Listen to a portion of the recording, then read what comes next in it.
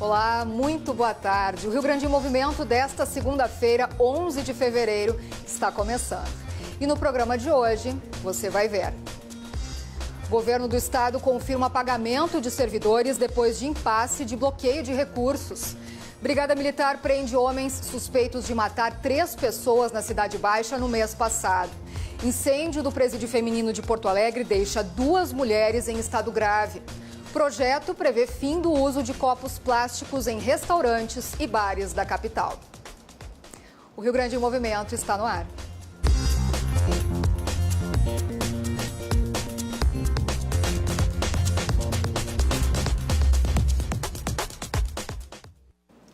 A Brigada Militar prendeu nesta manhã 6 suspeitos de homicídios e tráfico de drogas na capital. 3 deles estão envolvidos na morte de 3 pessoas na madrugada de 26 de janeiro, no bairro Cidade Baixa. As motivações dos crimes permanecem em sigilo por conta de outras investigações da polícia. Foram cumpridos 20 mandados de busca e apreensão e 5 de prisão preventiva em Porto Alegre e Viamão. 2 casos estavam na mira da polícia. A morte de um frentista de um posto de combustíveis na Rua Barão do Amazonas, em dezembro de 2018. E o triplo assassinato ocorrido na Rua João Alfredo, no final de janeiro deste ano. 6 pessoas foram presas durante a operação desta manhã, todos envolvidos com crimes ligados a facções do tráfico de drogas. No caso do bairro Jardim Botânico, foi preso Ismael Lapussa da Silva, conhecido como Cabelo. Ele seria o atirador que tirou a vida de Gelson Andreata, de 28 anos.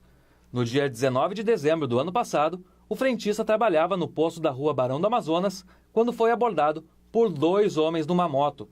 Um deles desce do veículo e começa a disparar contra Gelson, que corre para o outro lado da rua e entra numa lotérica. Mesmo assim, o rapaz não conseguiu escapar dos tiros.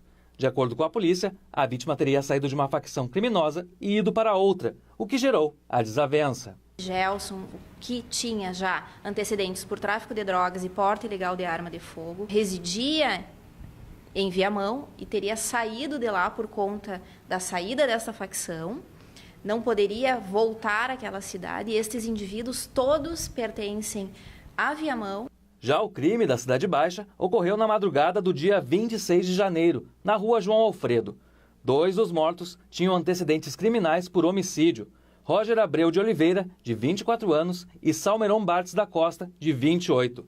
A terceira vítima, Cassiane Alves Rocha, de 24 anos, era namorada de Roger, mas não tinha envolvimento com a execução. O principal alvo foi Roger, que era procurado pela polícia e também por outras facções criminosas. As prisões ocorreram na Vila Cruzeiro. Os detidos são Richard Ramires da Silva Ferreira, Davi Messias Rosa de Assis e Guilherme Farias dos Santos, um dos atiradores. As motivações permanecem em sigilo por conta de outras investigações da polícia. Os 3 presos na Cidade Baixa foram alguns... integraram o grupo que organizou a ação e um deles esteve junto na execução propriamente dita. Há algo pessoal entre Roger e o principal executor e também outras circunstâncias que giram em torno destas 2 facções envolvidas e que passaram a ser também motivos para que ambas as facções viessem a se contrapor dias depois deste fato. Entre os foragidos está Dejair Quadros de Almeida, um dos envolvidos no crime da Cidade Baixa. A Polícia Civil pede que quem tem alguma informação entre em contato pelo telefone 0800 642 0121. E uma briga entre 2 detentas resultou em um incêndio no presídio feminino Madre Pelletier, aqui na capital, nesse domingo. Uma penada ateou fogo no colchão da presa com quem dividia a cela e a detenta, que iniciou o incêndio, segue internada no Hospital de Pronto-Socorro, HPS, com 30% do corpo queimado. A outra, que teve 60% do corpo atingido pelas chamas, foi transferida para o Hospital Cristo Redentor, que é referência nesse tipo de atendimento. Após o incêndio, outras 19 apenadas e 2 agentes penitenciários também foram levados ao HPS para atendimento por terem inalado fumaça e foram liberados 2 horas depois. Uma sindicância interna e o inquérito policial serão instaurados para apurar o caso. Um policial civil, lotado na delegacia de Tapes, na região sul do estado, foi preso na sede da própria delegacia. O agente é suspeito de envolvimento com o tráfico de drogas. A prisão aconteceu na tarde de sexta-feira, mas só foi divulgada neste final de semana. Ele pode ficar preso por 30 dias, conforme o Código Penal, e o caso está com a Corregedoria Geral da Polícia Civil, órgão que apura as ocorrências e denúncias contra os policiais. A delegada de Tapes, Fabiane Bittencourt, declarou que os fatos só vieram a público porque a instituição não compactua com o crime em nenhuma modalidade. Outros 2 policiais militares foram afastados, também por suspeita de envolvimento com o tráfico. Os soldados tiveram colete e pistola apreendidos. E com a volta do calorão, cresce a dificuldade para quem depende do transporte coletivo, né? A Transurb já solicitou ao governo federal um aumento da tarifa para R$ 4,20 para garantir trens com ar-condicionado. Já nos ônibus da capital, apenas 37% da frota tem a climatização adequada.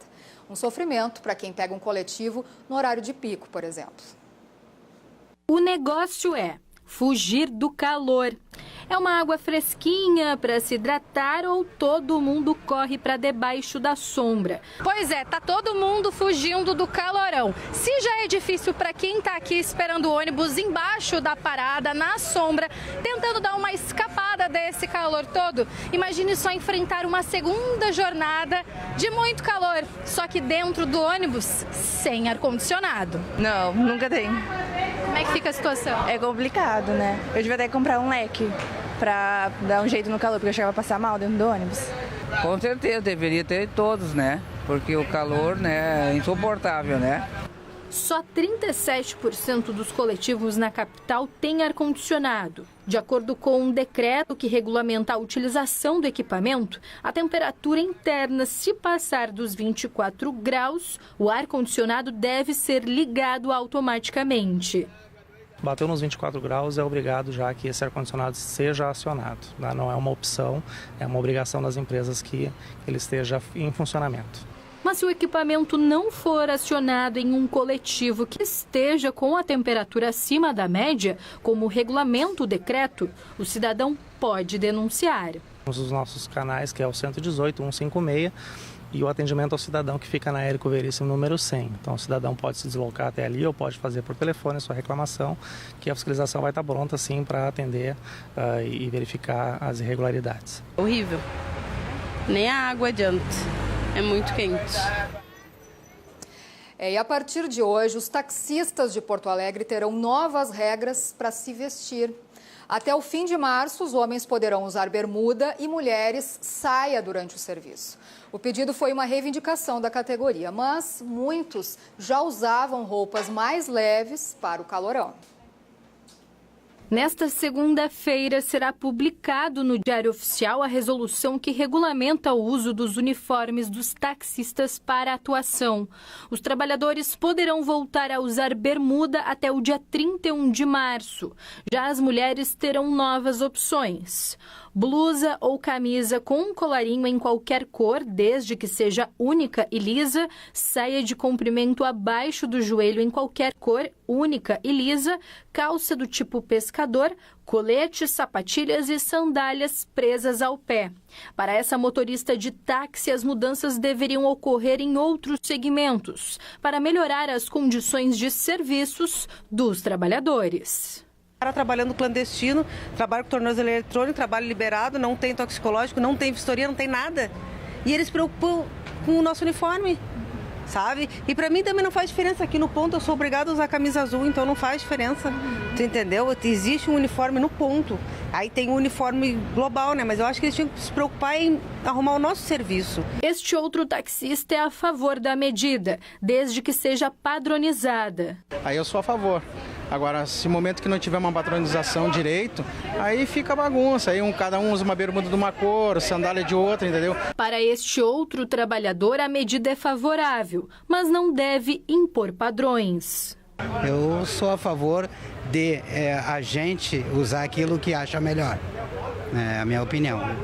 De acordo com o gerente de fiscalização de transporte da EPTC, as mudanças foram uma própria solicitação da categoria para oferecer melhores condições de trabalho. A gente trouxe a categoria para discutir e entendeu, dentro dessa resolução, fazer essas alterações e essa flexibilização de modo que o taxista possa se sentir mais confortável e assim conseguir desempenhar melhor as suas atividades na sua jornada de trabalho. A determinação começa a valer a partir desta segunda-feira.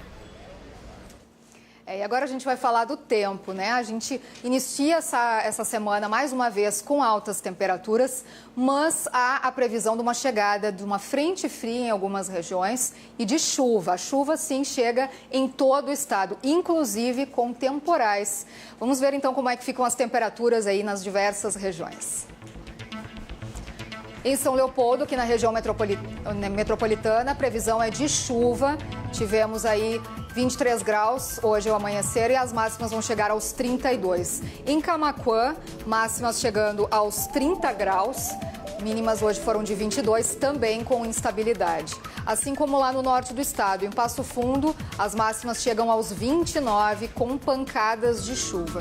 Na região central, em Santa Maria, máximas de 31 graus, também com temporais. Assim como no sul do estado, lá em Pelotas, amanhecemos com 21 graus e as máximas não vão passar dos 29 devido à chegada da chuva. E agora a gente vai falar sobre um projeto que tramita na Câmara de Vereadores sobre a proibição dos canudos plásticos. Recebemos aqui o vereador André Carus para detalhar para a gente. Muito boa tarde, bem-vindo. Boa tarde, Lilian, e aos telespectadores do Rio Grande Movimento. Só uma pequena observação. O projeto dos canudos já foi aprovado e sancionada a lei. Agora é a dos copos plásticos, exato. É que são da mesma natureza. Exato. O que eu ia lhe perguntar é o seguinte, em dezembro nós já tivemos a aprovação, né, agora, inclusive pelo prefeito, já tivemos a sanção, né, dessa proibição dos canudos plásticos. E agora temos a ampliação dessa discussão, né, a respeito dos plásticos aqui na capital, com agora a proibição de copos plásticos. Queria então que falasse para a gente sobre a importância disso. A gente está percebendo que esse debate está crescente aqui na capital. Eu atribuo ao protocolo desse projeto 3 motivações importantes. A primeira delas é o volume de resíduos que decorre da produção de copos plásticos no Brasil. Nós temos hoje em torno de 720 milhões, em média, que são utilizados de copos plásticos por dia no Brasil, principalmente nas grandes cidades, nas metrópoles. Isso gera em torno de 1.500 toneladas de resíduos por dia. Porto Alegre, por exemplo, o lixo que é coletado diariamente gira em torno de 2.200 toneladas diárias, né? Uma outra questão importante é a iniciativa que o Poder Executivo do Rio de Janeiro, através da Prefeitura Municipal, encaminhou uma proposta semelhante à Câmara de Vereadores, ainda em tramitação, e esse projeto serviu como base para o que nós apresentamos aqui em Porto Alegre. E um terceiro item é que existem, né, materiais e produtos alternativos aos copos plásticos, que principalmente os estabelecimentos comerciais que nós estamos trazendo no projeto, que são os bares, restaurantes, o setor de gastronomia e similares de um modo geral, e até mesmo os ambulantes podem fazer isso. Os eventos de rua da cidade, que acontecem nos parques e praças e outros espaços públicos, já trabalham com essa lógica, né, de comercializar, inclusive, os copos reutilizáveis, e isso é uma questão que repercute diretamente na preservação ambiental e na promoção da qualidade de vida. Pois é, a gente deve ter, então, segundo a tua proposta, né, copos produzidos de material biodegradável, né? Como é o custo desses materiais? Quais são esses materiais? É um projeto viável, vereador? Na verdade, se nós formos pegar, por exemplo, o custo para reciclagem dos copos plásticos, né, que já foram utilizados, hoje na cadeia dos recicladores, são 2 tipos produzidos, um deles sequer tem valor de mercado para ser reciclado e o outro tem um valor bastante irrisório, que gira em torno de 50 centavos. O custo do copo reutilizável, biodegradável, ou também do copo de vidro, é o custo que os estabelecimentos que nós abarcamos no projeto de lei já têm, né? Então, não é uma medida intransigente ou impositiva, tanto que nós abrimos, né, tão logo o projeto foi protocolado, e temos diversas reuniões já com o sindicato da hotelaria e alimentação de Porto Alegre e região, o próprio sindicato dos plásticos do Rio Grande do Sul, a sua representação em Porto Alegre já nos procurou. Nós estamos abertos a sugestões, né? E inclusive a lei prevê um período de transição para que as adequações sejam feitas. Claro. E o período de transição nós entendemos como razoável, em torno de 6 meses, mas o processo legislativo, ele obviamente pode produzir algumas alterações no texto original. Claro, tem que ter, né, esse prazo, assim como está ocorrendo também com os canudos. Plásticos. O canudos até o prazo é um pouco maior, de 1 ano. Isso. Bom, vereador, mas para o consumidor isso deve encarecer os produtos? Eu acho que não encarece, primeiro, porque na medida em que o consumidor vai num restaurante, vamos pegar um espaço público importante da cidade agora, cada vez mais valorizado e frequentado, que é a Orla do Guaíba. Nós temos ali hoje 5 bares e restaurantes em funcionamento. Boa parte deles vendem bebidas, de um modo geral, em copos plásticos, né? E, inclusive, já até foi protocolada uma emenda de autoria do vereador Cláudio Janta, estendendo a proibição para talheres e pratos plásticos. Olha só. Já foi protocolado na semana passada. Então, na medida em que o cidadão vai nesses estabelecimentos, ele adquire um copo reutilizável, ele pode, quando voltar lá ou em qualquer outro local da cidade, também levar. E naqueles... hoje, especialmente nas segundas-feiras, né, que tem um número muito grande no final de semana na Orla, vamos conferir quantos copos plásticos ficam mal descartados, né? Nós tivemos um ótimo evento agora, também na Praça Isabel a Católica, final de semana, com copos reutilizáveis, e o volume de resíduos pós-evento foi muito inferior, né? Bom, qual é a multa em caso de descumprimento que o projeto prevê? A previsão que nós fizemos é uma multa de R$5.000 em caso de descumprimento por parte do estabelecimento, né? Claro que isso também vai ensejar uma discussão no âmbito do Executivo. Na medida em que essa proposta for aprovada, ela também depende de uma regulamentação da Prefeitura para que os órgãos competentes nessa fiscalização possam atuar.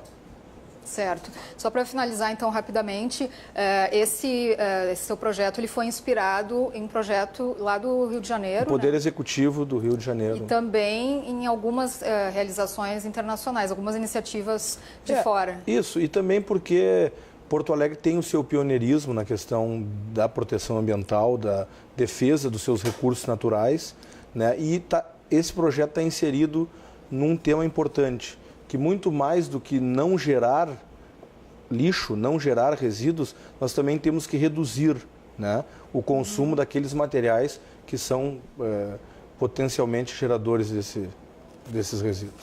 Tá certo, então. Agradecemos muito a sua presença mais uma vez aqui, vereador. E seguimos, então, essa discussão aqui, que é uma tendência internacional até, né? Seguimos, então, e parabéns pela iniciativa. Muito obrigado. A gente vai para um rápido intervalo, daqui a pouquinho mais notícias, informação para você, fique aí.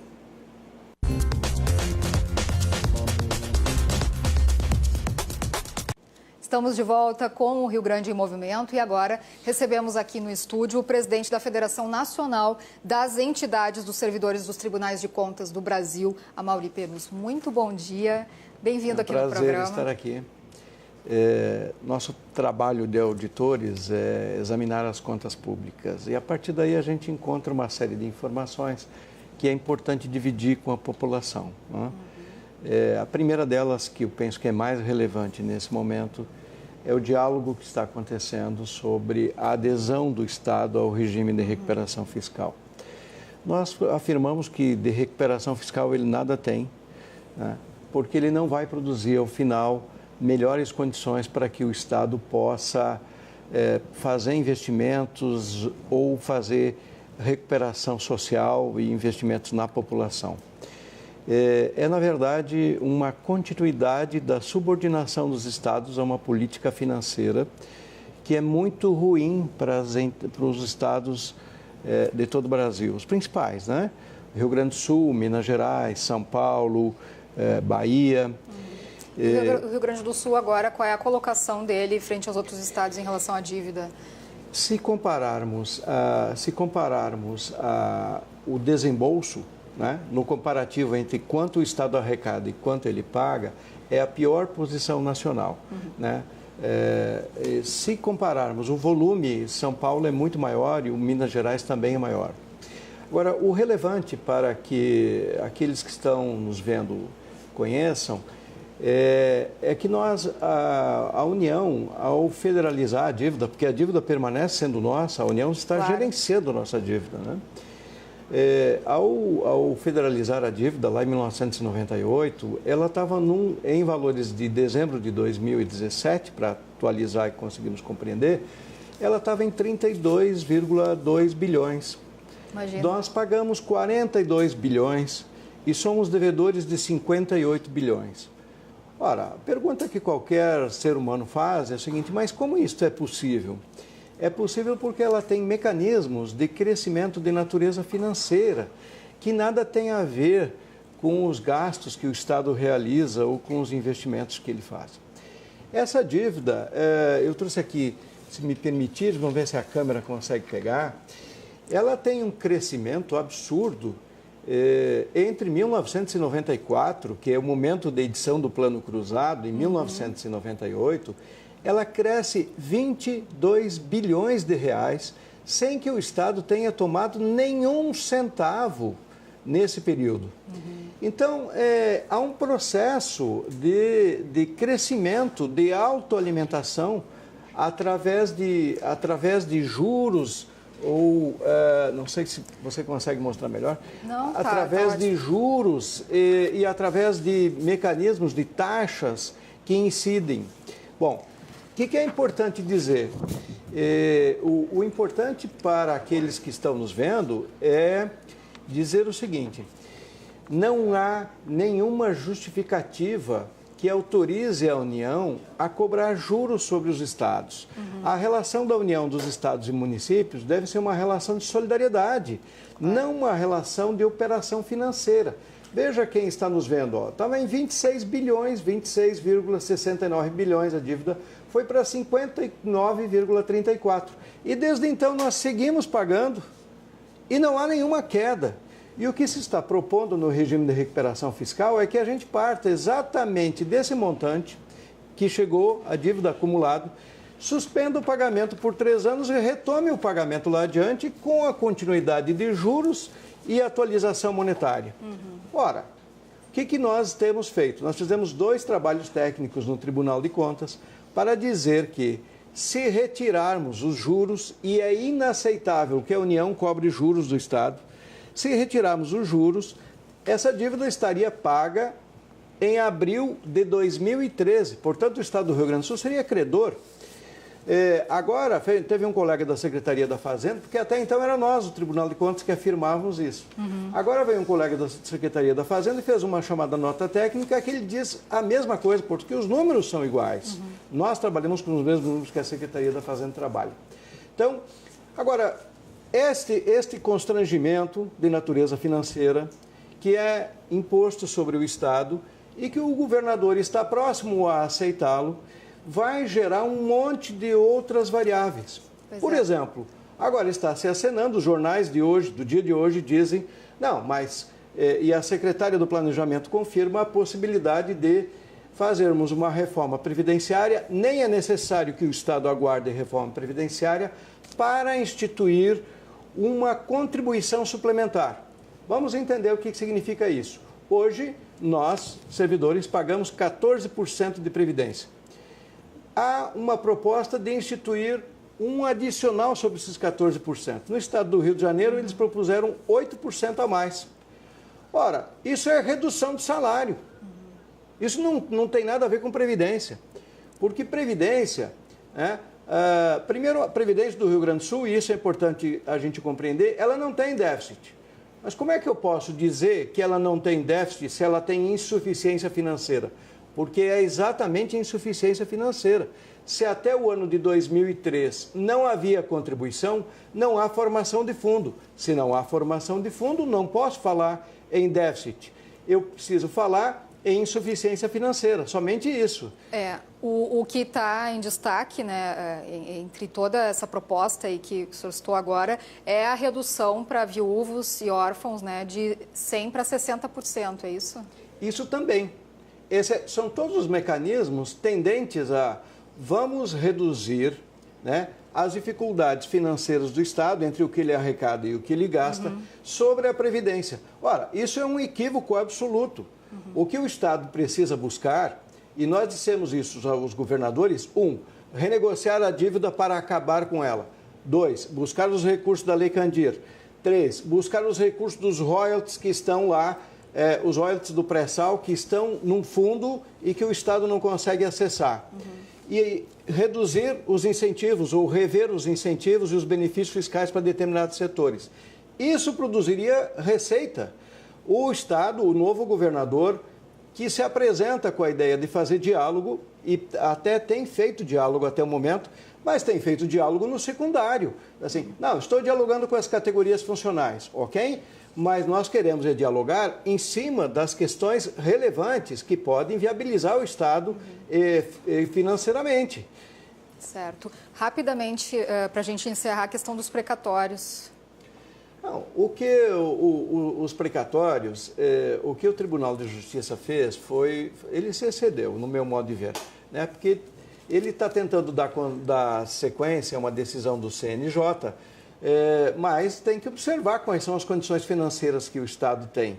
Agora, os precatórios do Rio Grande do Sul precisam de uma solução mais global, como no restante do Brasil. Precisam de uma alternativa que responda à possibilidade de pagamento deles dentro do período estabelecido pelo CNJ. Tá certo. Convidamos que o senhor retorne aqui no programa para aprofundar ainda mais essa discussão e agradecemos a sua presença. Ok, é um prazer, sempre à disposição. Obrigado. A gente vai para um rápido intervalo, daqui a pouquinho tem esporte, não sai daí, a gente já volta.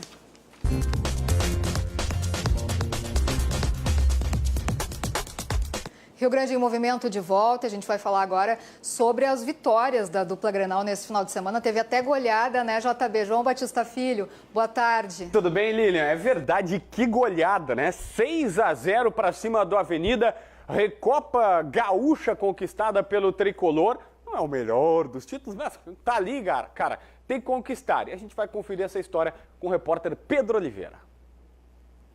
Com mais de 20 mil pessoas na arena, em recorde de público do Campeonato Gaúcho, o Grêmio enfrentou o Avenida, um jogo válido, além da sexta rodada do Gauchão, pela Recopa Gaúcha. E não demorou muito para o Tricolor sair na frente. Logo aos 2 minutos de partida, de cabeça, Luan abriu o placar para o Grêmio. Com os 45 minutos iniciais de muita soberanidade pelo lado azul, Everton aumentou a vantagem do Grêmio. Mesmo com os 2-0 no placar, o Grêmio decidiu deixar o melhor para a segunda etapa. Leonardo acertou esse chutaço do meio da rua e botou mais um no placar. É um jogador que chegou muito novo, ele veio do Boa Esporte, ele chegou com muitos defeitos, e a gente foi dando tempo a ele, fomos lapidando o Léo. É um jogador jovem, um jogador que tem um futuro muito grande. Pode ver que no primeiro ano ele não teve tão bem, mas nós preparamos ele. Goleada, jogo fácil, título no bolso. Parou por aí? Claro que não. O domingo foi totalmente de Luan. O atacante tricolor marcou seu segundo na partida e o gol de número 71 com a camisa do tricolor, o que lhe deixa apenas 3 de Renato Portaluppi na história do Grêmio. Fico feliz, o Renato é um ídolo dessa torcida, desse clube. Poder passar ele, vou ficar feliz, mas o principal de tudo, quem vai ganhar é o Grêmio.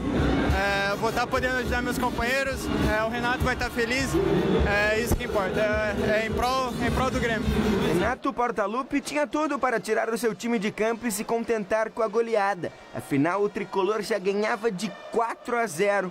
Mas não, muito pelo contrário. Quanto mais gols fazia, mais Renato queria aumentar a sua vantagem. Para a felicidade do treinador, Everton marcou seu segundo gol na partida. Grêmio 5-0. No finalzinho da partida, Felipe Vizeu ainda marcou mais um para o Grêmio. Na verdade o Grêmio não mudou nada, porque tá sempre ganhando. Então começar o... Tô cansado. Então começar o ano assim é bom demais. É o grupo fantástico, né? Quando a gente tem a oportunidade de estar em campo com o Luan, com o Everton, com o Jeromel, o Kahneman, eu acho que o Everton também, né? Então é importante, eu acho que fica fácil também, né? Final de jogo, Grêmio 6, Avenida 0. Com o Grêmio vencendo por 6-0, já são 21 gols marcados nesta temporada. Uma média de 3,5 gols por partida. Esta marca dá para o Grêmio o melhor ataque do Brasil. Isto ajudou o Grêmio a se sagrar campeão da Recopa Gaúcha. O Grêmio precisa quebrar recordes. Então hoje vocês estão falando, e eu concordo, hoje o Grêmio tem o melhor ataque do Brasil. Por quê? Porque busca o gol. Hoje o Grêmio tem a melhor defesa do Brasil. Por quê? Porque a gente treina. É início do campeonato, mas é sempre bom você estar na ponta. O Brasil todo sabe que nós temos o melhor ataque hoje, que nós temos a melhor defesa.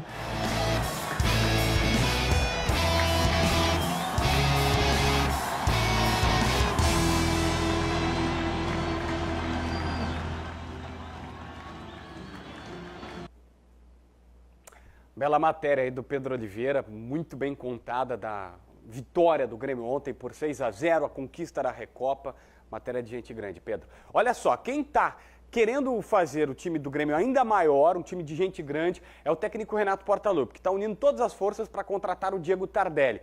Atacante de 33 anos, está no mercado chinês, na realidade ele encerrou sua vida por lá, foram 4 anos, está sem contrato. O Grêmio ofereceu um vínculo de 2 anos para ele, em que ele ganhará simplesmente 24 milhões de reais nos 2 anos de contrato. Somando e dividindo, dá como se ele ganhasse 1 milhão de reais por mês com a camisa do tricolor. É um baita negócio. Só que o Diego Tardelli ficou de responder. A proposta foi feita na sexta, ele tinha até domingo para responder. Ontem o Renato ligou para ele e pediu até terça, até amanhã.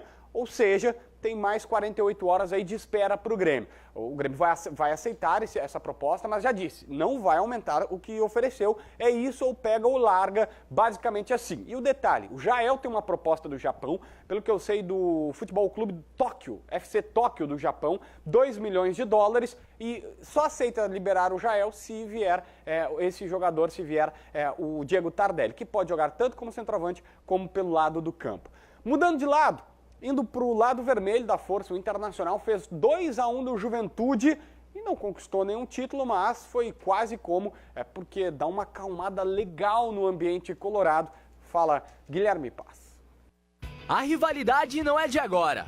E ontem, novamente ela veio à tona. Calor do jogo, às vezes acontece coisas que não se deseja. Juventude e Internacional se enfrentaram em Caxias do Sul, no estádio Alfredo Jaconi. E antes da bola rolar, 1 minuto de silêncio em referência às vítimas do incêndio no Ninho do Urubu.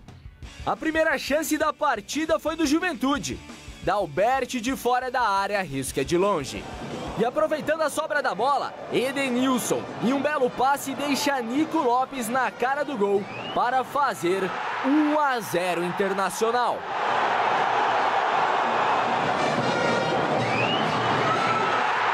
O Juventude buscava o empate. Brian Rodrigues recebe na área e cai.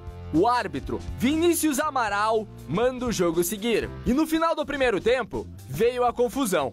Após lançamento de Rodrigo Dourado, Marcelo Carné sai da área e manda para a lateral. Com seu goleiro fora da área, o treinador Cláudio Vinck protege a bola e é acertado por Potker. A confusão generalizada se inicia. Dentro e fora de campo. O árbitro Vinícius Amaral expulsa o treinador Cláudio Vinck e o zagueiro Vitor Salinas pelo lado do Juventude e Nico Lopes do Internacional. Não, eu acho que foi muito clara ali a situação.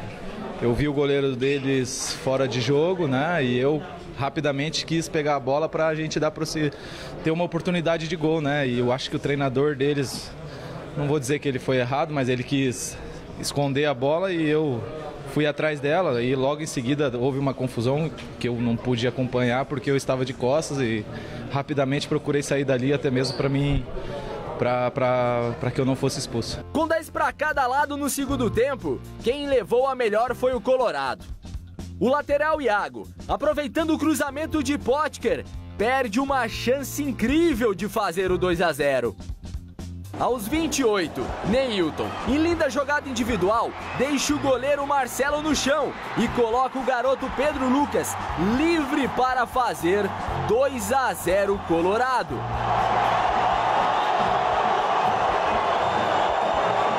Foi o primeiro gol do camisa 41 como profissional.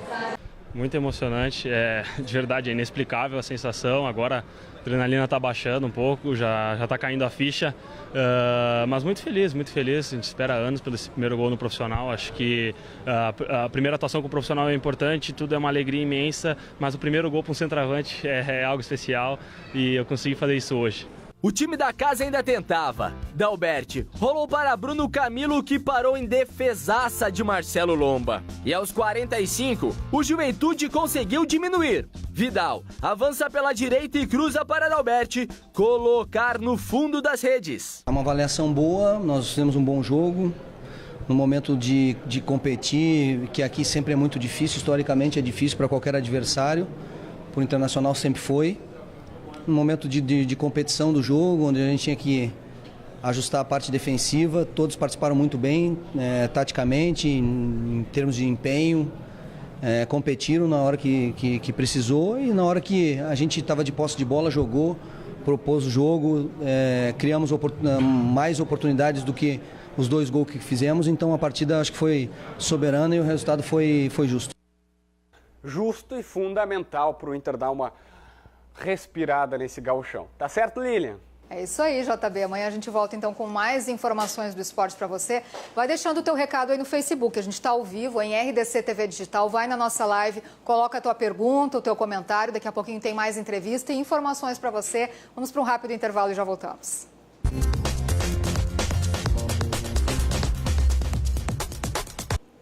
A Superintendência de Serviços Penitenciários realizou nesta manhã uma operação de pente fino na penitenciária de alta segurança em Charqueadas.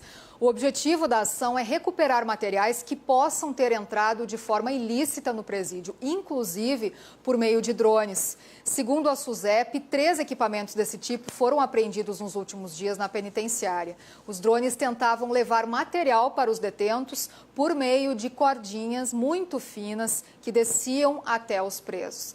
Na operação de hoje foram apreendidos diversos celulares, baterias, carregadores, cabos USB e pequenos pacotes de droga.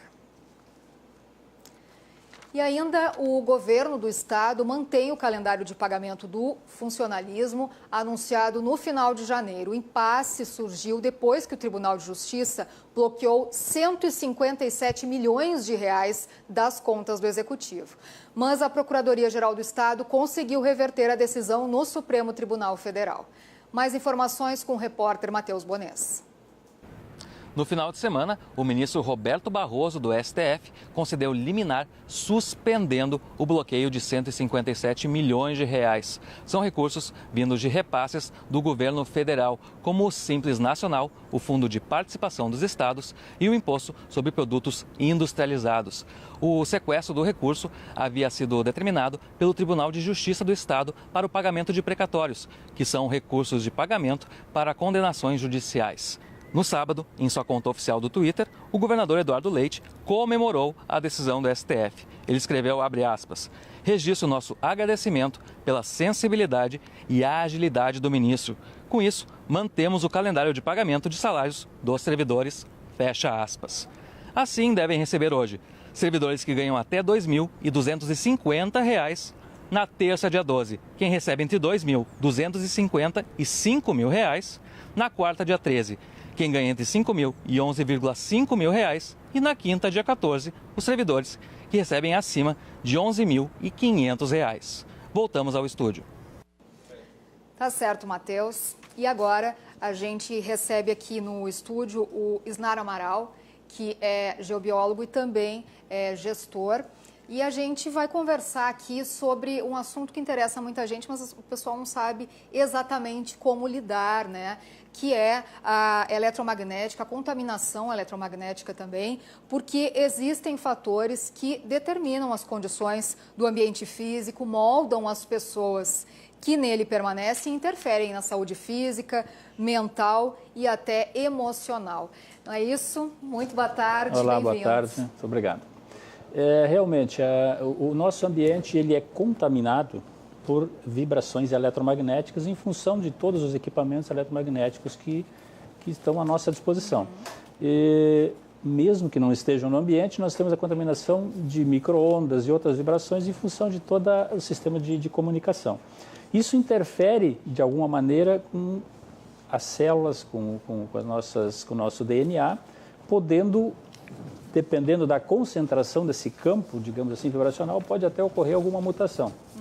Existem alguns fatores que podem gerar uma concentração dessa contaminação eletromagnética nos ambientes e se a pessoa ficar dentro desse espaço onde existe essa concentração muito elevada, acima dos fatores, digamos assim, permitidos ou estudados, ela pode causar uma mutação genética, pode causar inclusive, digamos assim, alguma doença em função da multiplicação desordenada de células, porque a célula entendeu essa informação do ambiente que não é natural, digamos assim. Né?